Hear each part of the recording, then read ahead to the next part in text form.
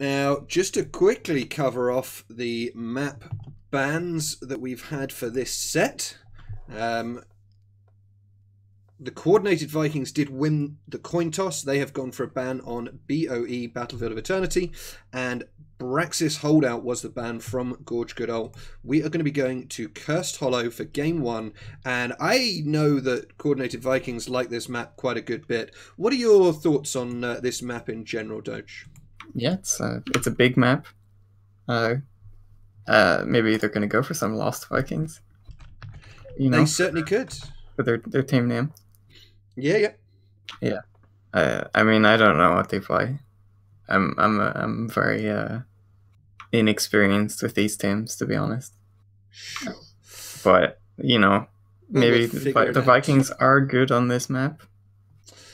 They certainly can be. You obviously have to put together a suitable strategy around them, but those kind of strategies can perform extremely well here if they're suitably well executed, of course. Garrosh and Genji are the bans here. Any surprise for you or any thoughts from you on that, Doge? Yeah, well, we saw Genji was instant banned, basically. Garrosh took a while. Maybe they weren't too sure of themselves, wanting to ban Garrosh or not. We see tested our first pick, so I'm not sure. He's very squishy at the moment. I haven't really played much in the new patch. Sure, he is surprisingly squishy given or since the most recent round of changes. Still, obviously, quite a powerful hero with the shields and his various effects. I know that Rosmex, one of the new additions to the Gorge Goodall roster, is a big fan of that hero, so may well be seeing him on that. Arthas Greymane coming out from Coordinated Vikings. What are your thoughts on that? Yeah, it's very, very safe. Arthas first pick. Sort of to like protect the Greymane, basically, so Gorge Goodall can't pick up Arthas. Yeah. But of course, it also provides potentially a lot of executioner value in the next game. Yeah. And, Arthas is a very flexible hero. He can solo lane, he can main tank in situations. He's very good with Abathur as well. So is Greymane. So maybe they're trying to force out an Abathur ban, or if they don't ban it, pick it themselves. Yeah, certainly a good option for them. Any thoughts on what we should be seeing from GGU in the next two picks? Probably their main support. So Rhaegar, I guess. Tracer. I was definitely going to say Tracer. I could tell that you were about to say Tracer. Yeah, definitely. They were just too quick for me. So it's going to be the Tracer Sonya here, leaving those supports, the main supports at least, open. Does that lead you to think that they want something other than Rhaegar specifically, or is it just that they're not that fussed about that being their option? Maybe they don't want a support Thal. It's a single support meta now, after all. So single support Tassadar. Yeah, support. Sonya and Tracer would be good heroes to go with that, I guess. Yeah, I don't see it happening. Maybe they can go into Abathur and heal. Oh yes, Abathur Tass, two halves make a whole support, right? That's true. Yeah. Absolutely. Yep. Or they could go into like Medivh and just all out shield. More. So you could have a Tass shield and be protected. You mean? Absolutely. That sounds really powerful. Literally double value. So Rhaegar banned. Yeah, it's interesting given that Coordinated Vikings did have the next pickup, obviously, in the draft, they could have locked. Yeah, Rhaegar would have worked quite nicely with what they've got, right? Yeah, I think so. It's good, like ancestral for Greymane. Can keep them up, so that Tracer like pressure won't be there. I guess Rhaegar... And he's kind of tanky, so like reasonably tanky against Sonya, so like she can't just leap and one-shot him like you could with Malf or something. Yeah, sure. I guess Rhaegar does have a little bit of trouble into the Tracer bomb if Tracer's able to dive in and get the bomb onto Rhaegar himself. So maybe that was their logic. They didn't want to take it for that reason, but they didn't want GGU picking it up either for the the Merc potential and map pressure Yeah. potential. That's true. Well, we've seen Brightwing ban being hovered for the last 50 seconds. And they do lock that one in. Well, I guess it's a fairly tough choice there. Yeah. Are you expecting an Abathur in this next rotation from the Vikings? Yeah, I think it's possible. Mm-hmm. Seeing as they have locked in their Bruiser, you don't really have that threat of Illidan the Haka to kind of counter the Abathur pressure. Yes. Yeah. Well, not that they'd really go Illidan into Arthas, but it's still a possibility. It's always possible. It's definitely a bit of a risky proposition, though. Yeah, I would be surprised if Abathur isn't picked by either team. Yeah, absolutely. I think that Gorge could actually get away with the Abathur here. Potentially, they could. Yeah. Would you expect to see Vikings being looking towards their support as well in this rotation? No, I don't think it's necessary. Okay. But they could go into like Uther to try and have that stun. Okay. Okay. They've gone a slightly different choice. They're going for aggro. Like dive support with that Sanctification Monk's diving ability. And so the way that they're kind of making up for the support nerfs is with Tyrael's shields and move speed. Yeah, that's interesting. Damage. Yeah. Do damages. You don't need healing if they're dead. Yeah, that's right, brother. And Abathur would still fit here, right, for them, potentially. Yeah, we could classify Abathur, I guess. I guess it makes sense. It's either that or a ranged damage. Mm-hmm. Which is potentially like really vulnerable into a Tracer. But yeah, Li Ming might be a good option. Force Armor helps out a good bit against the Tracer Bomb. Yeah, it's hard to say. I'm not really sure where these drafts are going. Yeah, but obviously Portugal are looking for their support and their tank. Mm-hmm. Yeah. So Joanna? Okay, never mind. Close. I was just YOLO guessing. It's so hard because you can't see the roster with his like referee overlay. Sure. So it is going to be ETC coming out from Gorge Goodall, one of their favourite tanks, I believe, and Malfurion to go with that, which is an interesting choice to me. I heard Malfurion was dead. Oh, did you see his auto attack count, level 1? No. Yeah, it's like 100% bonus damage on his auto attacks whenever targets are affected by Moonfire. Okay. And it increases the reveal length of Moonfire. Okay. So you can auto attack for like double damage all the time. Double of 2. Yeah, double 2. That's 4 damage. That's crazy. Literally 2 times more valuable. Literally. Okay, I gotcha. So we'll look out for that one. He's not going to go the auto attack talent, I would expect. No, definitely going to go the auto attack talent. It is going to be the Li Ming, so good shout on that one. I definitely called it. I heard you. You definitely called that one. That's a 200 IQ. Is that what it is? There. Okay. So, come on then, Doge. Which one of these teams are you favouring looking at this draft? Who do you think's coming out on top going into the start of the game? Well, I think it's all on Tyrael's shoulders. What he does and like how he's used is going to be the outcome of the game. So if he's really, really good, and he like controls boss zones with Holy Ground, and if the Sancts are good, and if the dive is good, Malf doesn't stand a chance with Sanctification Greymane on him. Sure.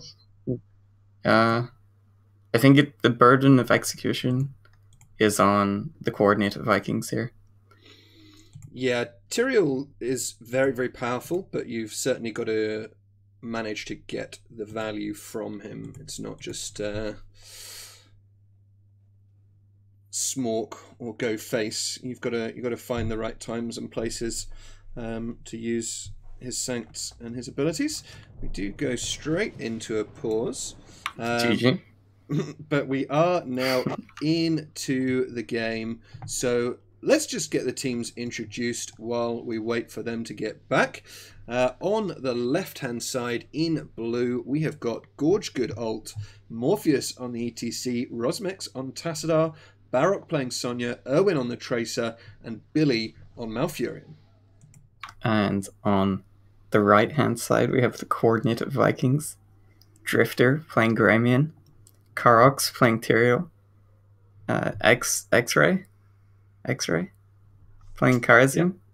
Butch playing Arthas. And Nano playing Li Ming. I wonder if he like constantly has Nano boost. That would be pretty busted. That's why they picked. That would be pretty busted. Oh, they're really okay. Yeah. Prepare yourself for battle. Let's go, indeed.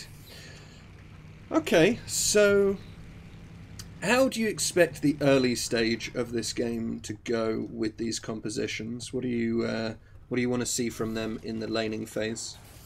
Well, it's going to be a 3-lane setup, probably from both sides. The battle begins in 10 but I think Gorge could all come out on top with Tracer, Testadar, Malfurion, 3-man. Yeah, I think that's a pretty strong 3-man. Sounds quite intimidating as you say that, certainly. If Tracer's allowed to freely charge up bombs, that's going to give them a lot of gank potential. It seems Malfurion's AFK. That's a little unfortunate.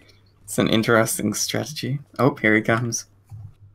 He's ready. And we're all waiting with bated breath, because he hasn't picked his talent yet. So it could still be the AA talent. Let's go. Could be damage mouth. Is that what you've been playing in Hero League then, Doge? Well, I've been playing in Hero League, but not on my main account. I'll tell you that much. I believe you. It's not AA mouth. That's a shame. Okay. You can it tops every stat. Damage tanked, damage healed. Deaths. So Tyrael was in the mid lane. He's now looking to rotate down towards the bottom side of the map to form that 3-man lane, as you mentioned. But with Greymane as your only ranged in the lane here, I feel like that's going to be a bit of a struggle. Li Ming is facing off against ETC in the mid lane. Yeah, that's interesting. I think it's correct though. Tyrael's kind of like Zarya in this comp, with the shields and the speed. It's a bit of a weird comparison, but that's kind of what he's doing in this 3-man. Yeah, no, I understand. He's the utility warrior. Yeah. Tracer taking a good chunk of damage, but the roots come out, and the turnaround with the shield, obviously from Tassadar. Well, we can see in the other lanes, Arthas Genghis towers pushed in. It's a hard lane for him. Sonya is tough. Yeah. His Frozen Tempests generates tons of fury for Sonya, so it's hard. It's hard for him. You have to basically tough turn it off anytime Sonya comes too near you, or you just end up getting slammed to death. Just standard Arthas player. You know, he wants to have his E on. I mean, I'd hope we're a bit beyond that stage with these teams, but tribute spawning. We did see that coordinated Vikings have been quite coordinated, picked up their siege camp at the right time. The roots come out to follow the ETP. Yeah, that's a great kill there by GGU onto the monk. Just getting a CC chain and Tracer capitalizing on it without hesitating. And Sonya stayed top lane the entire time, and GGU still got that tribute in. I mean, it was a 4v4 because Arthas wasn't there yet, but Arthas missed a lot of time in lane for that. Yeah, we can just see this huge advantage, just over half a level. Well, Sonya falls in the top lane by the looks of things, But if we look at the structure damage in the top and bottom lanes, that's 2 walls down. Like, that's structure damage that can never be repaired. Indeed. So GGU already putting their best foot forward, even with that death occurring in the top lane from that rotation. We can see this focus that the coordinated Vikings are putting onto their mercenaries, which is something that Gorge could all haven't really bothered with. Not to be rude to them. I mean, I guess to be It's fair, definitely their structure damage is definitely working out for them. So yeah, and I mean, to be fair, they don't.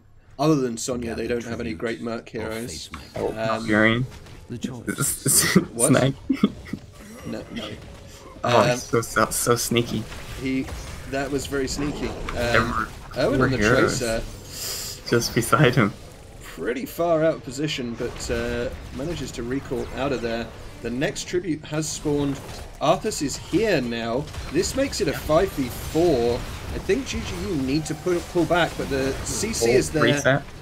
ETC goes down. Li Ming, Big damage material. yeah, but not enough to take him down, it seems. Tracer trying to run into an Arthas there, finding it a little bit more difficult.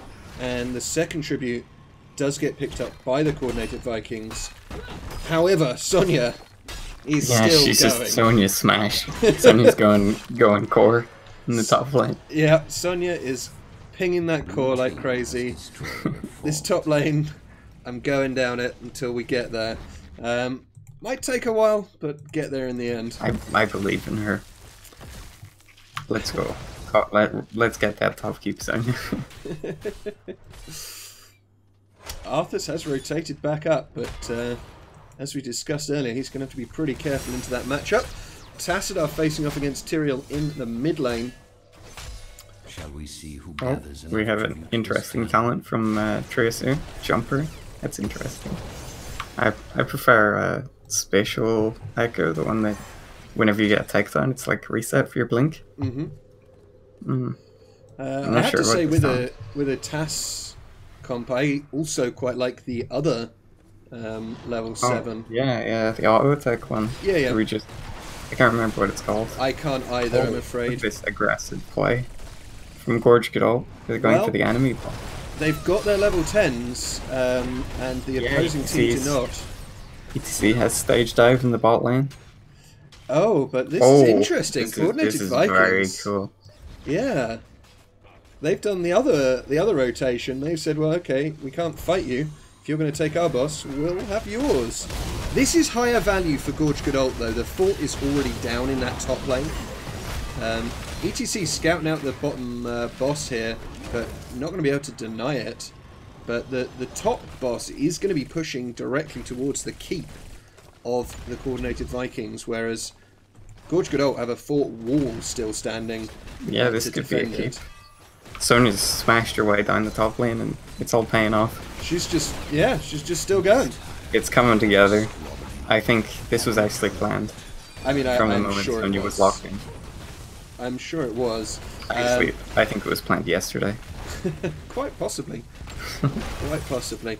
Well, it looks like they're not being too aggressive going for this. I think they're trying to value the curse here. I'm gonna go rotate down to the curse. Yeah, Tyrael denying the channel from ETC there.